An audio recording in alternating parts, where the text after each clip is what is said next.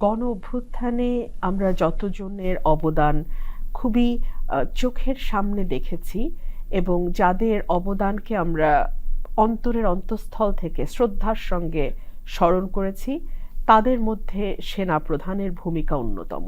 এবং মজার বিষয় হচ্ছে মানুষটি খুব সম্ভবত কিছুটা প্রচার বিমুখ এবং তিনি মিডিয়ার সামনে আমরা কখনো তাকে খুব বেশি দেখি না বা তিনি খুব বেশি কথা বলেনও না। কিন্তু এই গণ অভ্যুত্থানটাকে সফল করবার পেছনে আমি মনে করি সবচেয়ে বড় অবদান যাদের আছে তার মধ্যে উনি একজন।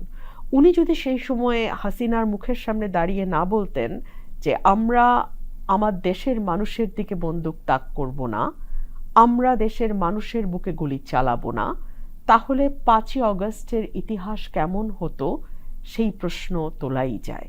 সো এই মানুষটি নিভৃতে থেকে কাজ করে গেছেন এবং যখন শেখ হাসিনা পালিয়ে গেলেন তিনি মিডিয়ায় এসে কিন্তু খুব খোলামেলাভাবে স্পষ্টভাবে বলে দিয়েছিলেন দেশের দায়িত্ব আমরা গ্রহণ করছি, কিন্তু অন্তর্বর্তীকালীন সরকার ভার না নেওয়া পর্যন্ত। এবং 5 থেকে 8 তারিখ, তারপরে তো 8 তারিখে আমরা আমাদের নতুন সরকার অন্তর্বর্তীকালীন সরকারকেই পেলাম।